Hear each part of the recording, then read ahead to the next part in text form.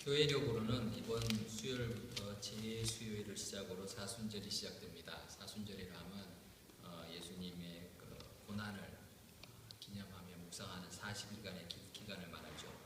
부활절 이전에 40일간을 더 근신하고 또 자기를 돌아보며 사는 시간들을 가집니다. 그러나 그러한 절기와 앞서서 예수님의 십자가의 죽으심 그리고 예수님의 희생이 어떠한 영향을 우리에게 주신 거고 또 우리가 어떤 그런 결과들을 누리고 있는지를 바로 아는 것이 필요할 것입니다. 히브리서 9장에서는 그런 내용들이 잘 나타나고 있습니다. 예수 그리스도의 희생이 짐승의 제사들과는 비교되지 않는 그런 탁월한 희생 제사였다라는 것을 말씀하고 있고 오늘 말씀에서는 그러한 예수님의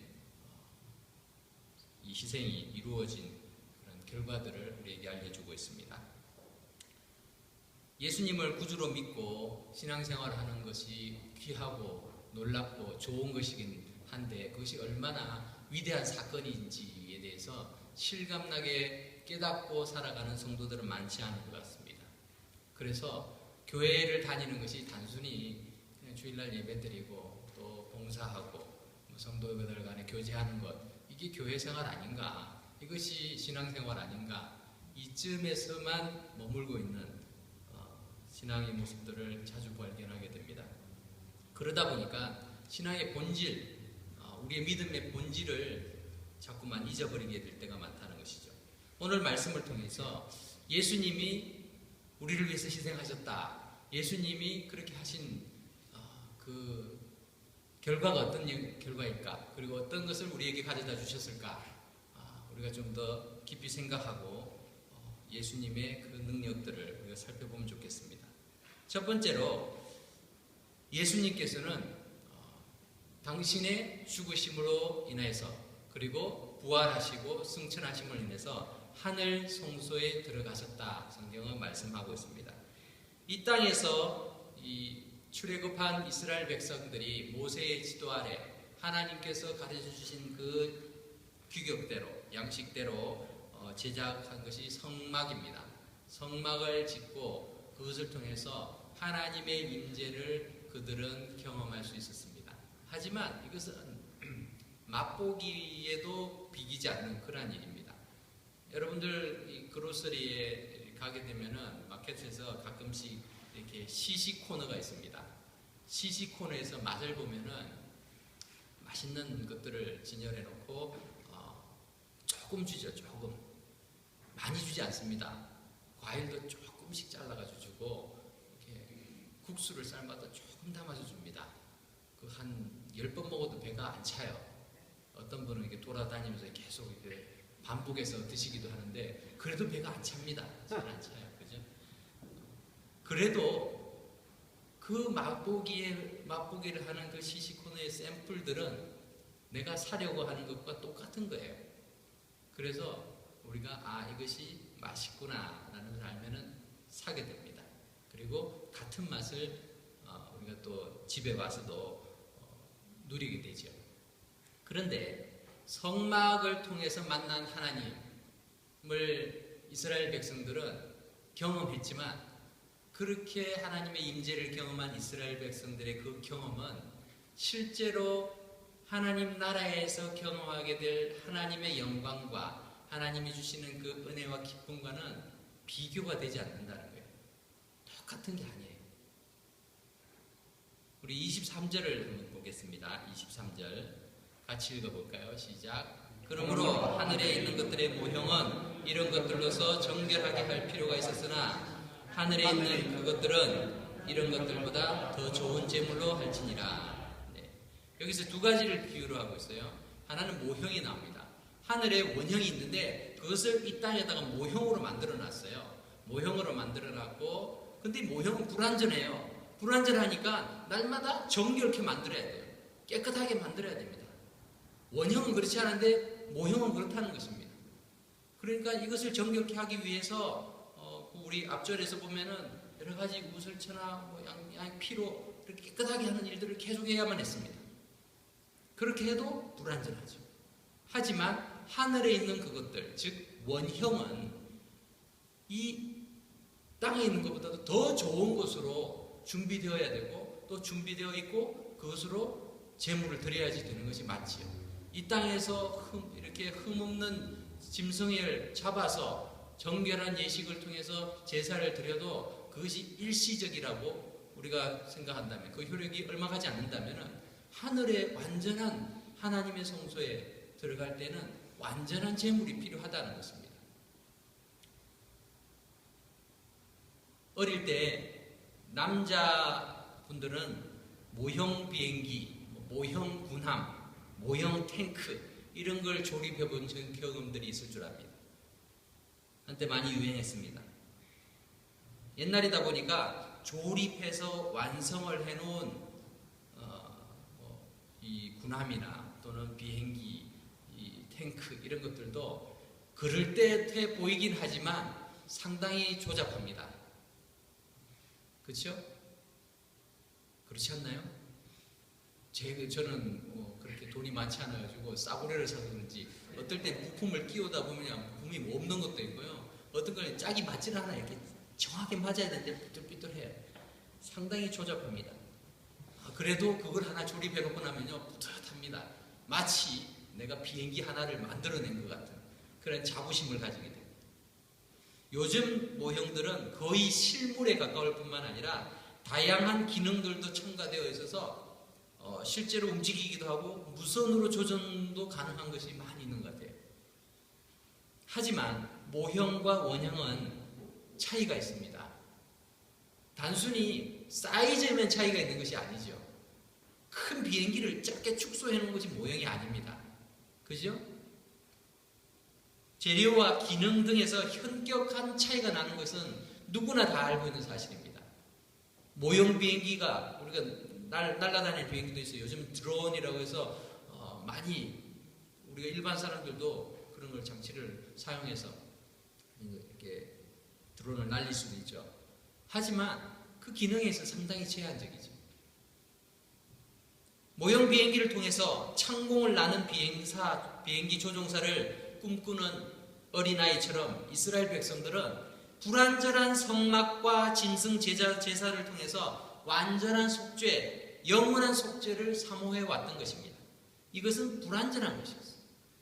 불완전하지만 그래도 임시적으로나마 그들의 죄를 속할 필요가 있었기 때문에 애지중지하는 자신의 아끼는 짐승들, 흠없고 정결한 짐승들을 끌고 와서 자기 대신해서 죽어야 했어요. 또 1년에 한 번씩 대제사장은 모든 백성들의 죄를 속하기 위해서 먼저 자신을 깨끗이 한 다음에 하나님 앞에 이스라엘 백성들의 죄를 대신 속하기 위해서 제사를 드려야만 했습니다. 그러나 이런 것은 임시적이고 불완전한 것이었다는 것입니다. 그런데 예수님께서 이 땅에 오셔서 하늘의 참된 성소에 들어가는 길을 여신 것이라는 것입니다. 그전에는 아무도 할 수 없던 일을 그냥 모형으로만 보면서 이런 것을 우리가 만족해야 했는데 정말 원형을 보여주신 것입니다. 우리 24절 말씀을 같이 읽어보겠습니다. 24절 시작. 그리스도께서는 참것의 그림자인 손으로 만든 성소에 들어가지 아니하시고 오직 참 하늘에 들어가사 이제 우리를 위하여 하나님 앞에 나타나시고, 여기서 보면 참것, 참 하늘 이것을 잘 얘기하죠. 진짜가 있다는 거죠. 진짜에 대한 그림자를 가지고 사람들은 계속 진짜를 기대해보고 그려볼 수밖에 없었는데 예수님께서 오셔가서는 그림자인 손으로 만든 성소가 아니라 참 하늘 성소에 예수님이 직접 들어가셨다 말씀하고 있습니다. 예수님이 제물의 신분으로 또한 동시에 대제사장의 신분으로 참 하늘 성소에 들어가신 것입니다.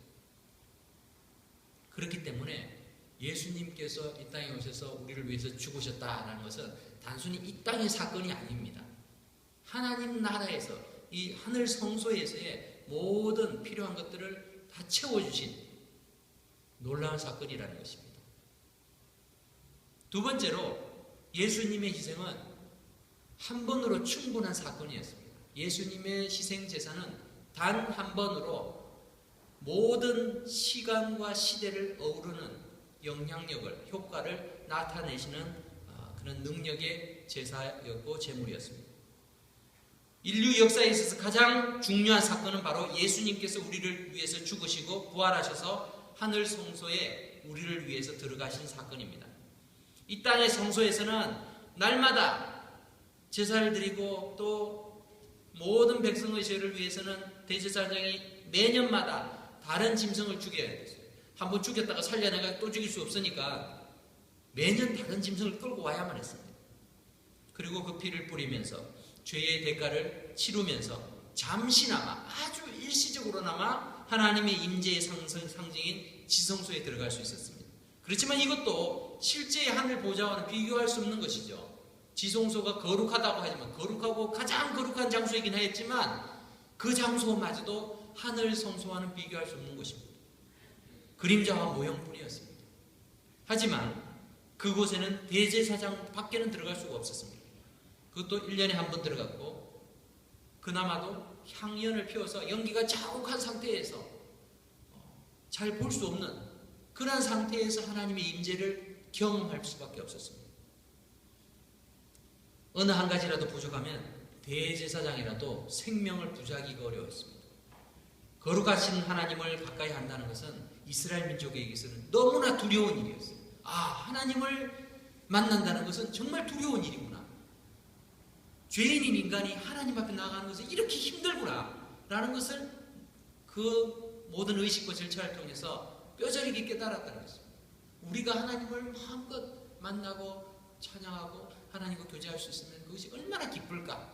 그들은 그것을 사모할 수밖에 없었다는 것입니다. 그런데 이렇게 복잡하고 정교한 일을 예수님께서는 직접 무죄하신 당신의 생명을 들여서 완성하시기 위해서 이 땅에 오신 것입니다. 그래서 예수님의 십자가의 죽으심이 완벽하고 완전하고 영원한 효력을 나타내는 것입니다. 25절에서 26절 말씀을 제가 읽겠습니다. 대제사장이 해마다 다른 것의 피로써 성소에 들어가는 것 같이 자주 자기를 드리려고 아니하실지니 그리하면 그가 세상을 창조할 때부터 자주 고난을 받았어야 할 것이로되, 여기까지가 이 땅의 대제사장들이 했던 행위와 예수님을 비교하는 것입니다. 예수님 그렇게 할 필요가 없다는 거예요. 대제사장들은 자주 그렇게 해야 했지만 예수님은 그렇지 않다는 것이죠. 다른 것의 피가 아니라 직접 예수님의 피로 그 일들을 하시기 때문에 그렇습니다. 그 뒷부분을 보면 이제 자기를 단번에, 즉 단 한 번 제사로 드려 죄를 없게 하시려고 세상 끝에 나타나셨느니라. 여기서 말하는 단번에라는 말은 한 번이라는, 단 한 번만으로 충분했다는 것입니다. 그 일을 위해서 예수님이 세상 끝에 하나님의 정하신 시간대에 나타나셨다. 그것이 예수님이 이 땅에 오신 시간입니다. 헬라어로 시간을 나타내는 단어가 두 가지가 있습니다. 하나는 크로노스라는 단어이고 하나는 카이로스라는 단어입니다. 많이 들어보셨을 것입니다. 크로노스는 단순히 인간의 역사 속에서 흘러가는 물리적인 시간을 의미합니다. 그래서 해가 뜨고 지면은 하루가 지났다. 우리가 말할 때 이 크로노스죠. 그것이 쌓여서 한 달이 되고 또 1년이 되고 10년이 되고 그렇게 우리의 인생이 채워져 갑니다.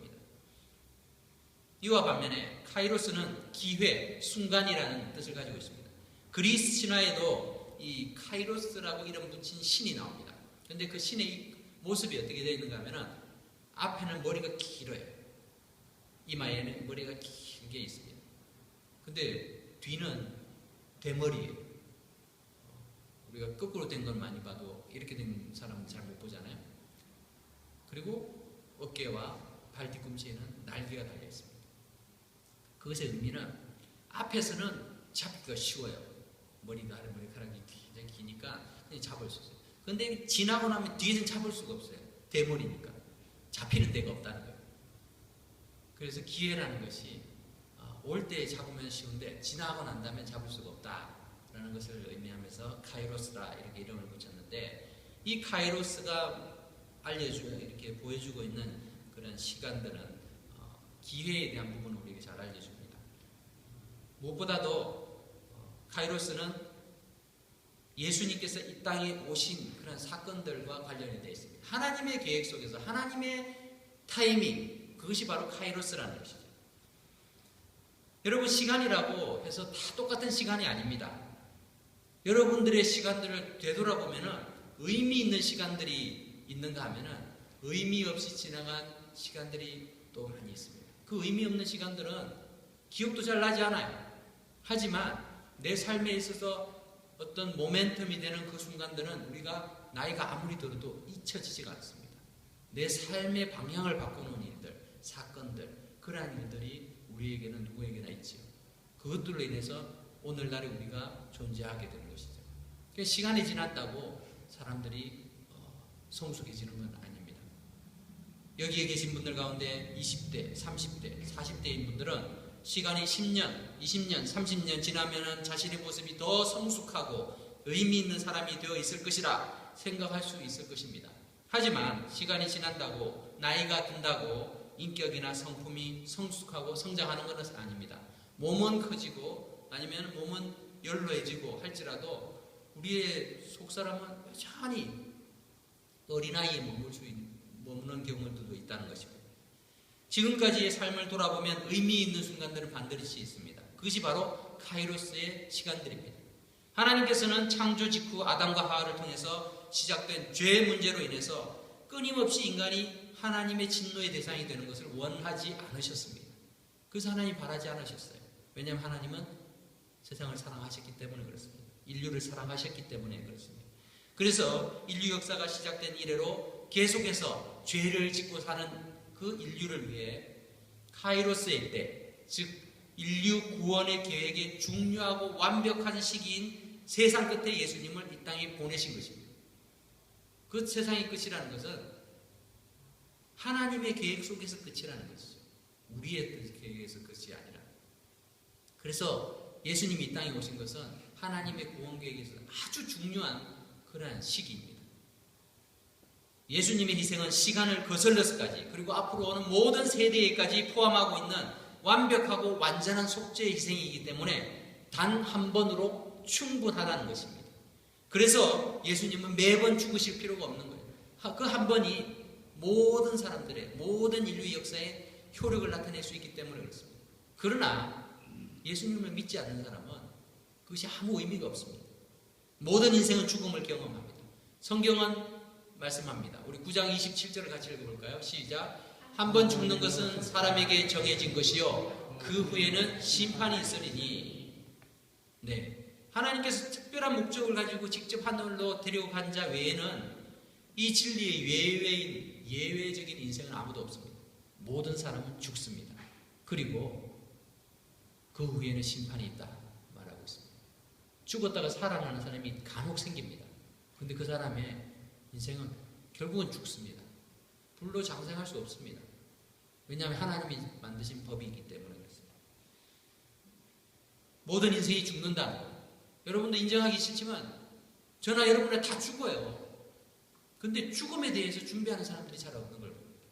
마치 죽지 않고 영원히 살 것처럼 행동하고 사는 사람이 세상에 얼마나 많은지 몰라요. 그런데 더 중요한 것은 죽음 이후에 심판이 있다는 거예요. 심판. 하나님 앞에서 우리의 행위를 낱낱이 드러내며 천국에 들어갈 근거가 무엇인지 판단하신다는 것입니다. 이것이 바로 모든 인생이 가는 길입니다. 여러분의 인생에 있어서 하나님께서 역사하신 카이로스의 순간은 언제였습니까? 의미 없이 이 땅에서 안락만을 추구하면서 크로노스의 인생을 다하게 되고 죽음을 맞이하는 그 순간이 되어서도 하나님의 손길을 경험해 보지 못하고 인생을 마감하는 불행한 사람들이 이 땅에는 얼마나 많은지 모릅니다. 그런 사람이 되지 않기 위해서는 하나님의 구원의 역사를 바로 알고 예수 그리스도를 내 삶의 주님으로 모시는 그 결단이 카이로스의 순간이 우리의 삶에 있어야 될 줄로 믿습니다. 하나님 앞에서 여러분들이 서게 될 그날, 심판대 앞에 설 그날을 여러분은 준비하고 계십니까? 한 번 죽는 것은 인생에게 정해진 하나님의 법입니다. 그 후에 심판 역시 우리 모두가 경험하게 될 것입니다.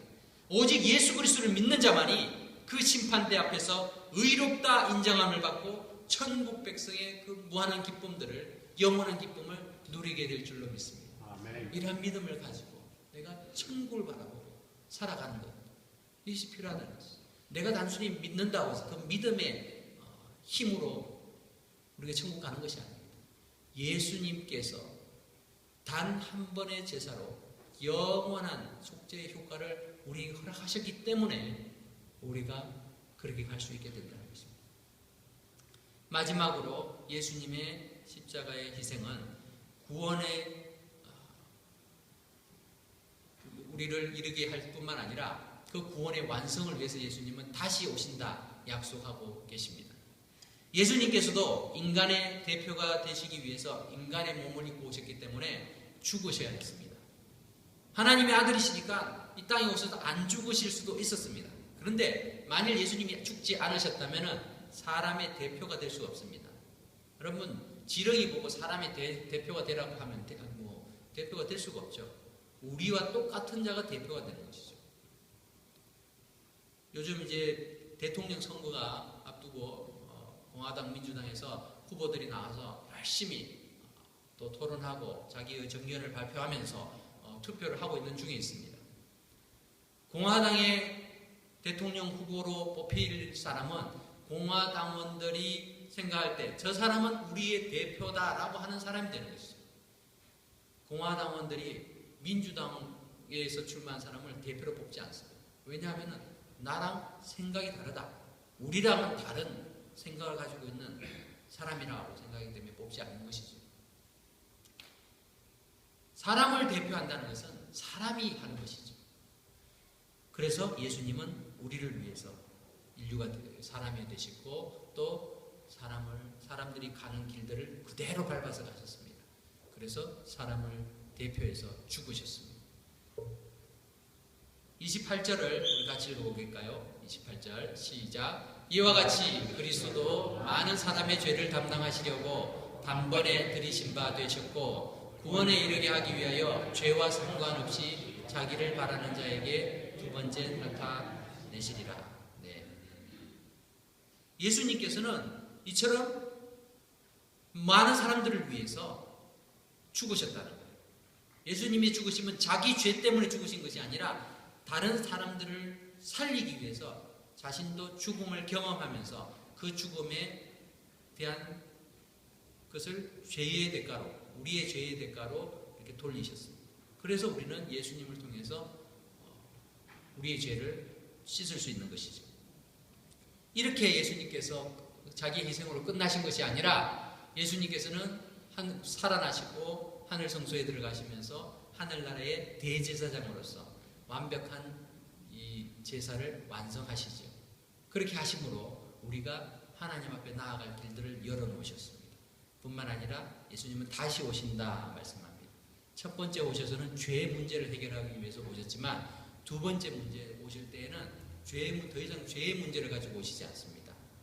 예수 그리스도를 구주로 믿는 자들, 그들을 위해서 오신다는 거죠. 그들에게 영원한 구원을 주시기 위해서 하늘나라의 백성으로 초청하기 위해서 오신다는 것입니다. 이 땅에 사는 신자들은 죽으면 심판을 거쳐서 천국에 들어갑니다. 예수님께서 처음 이 땅에 오셨을 때에는 죽기 위해서 오셨지만 다시 오실 때는 그 백성들을 다 모으시기 위해서 오시는 것이죠. 죄와 상관없이 라는 말은 즉 예수님을 구주로 믿고 우리를 완전히 구원하실 그날을 위해서 오신다는 것입니다. 세상에는 많은 철학과 종교들이 있습니다. 인간이 죽으면 모든 것이 사라지고 끝이 난다 라고 주장하는 생각들, 사상들, 또는 다른 생으로 거듭나서 환생하고 윤회하면서 여러 번의 기회가 주어진다는 사상도 있습니다. 듣기에는 참 좋은 말 같습니다. 그리고 우리가 그냥 이 땅에 사는 것에 이렇게 전념하게 만들 수 있습니다. 하지만 성경은 우리에게 분명히 말씀합니다. 우리는 다 죽는다. 한 번 죽는다. 그리고 죽음 뒤에는 심판이 있다 말씀하고 있습니다. 모든 사람에게는 예수님께서 다시 오실 재림의 시기까지 기회가 있습니다. 그래서 그 기회 동안 예수를 믿으면 예수님의 그 속죄의 희생이 우리에게 효력을 나타냅니다. 하지만 마냥 시간들이 있는 것이 아니라는 것이죠. 예수님이 다시 오실 그날에는 더 이상 죄의 문제를 가지고 이 땅에 오시지 않는다. 그때까지 죄의 문제가 해결되지 않은 사람들은 이미 그 인생은 끝난 것입니다.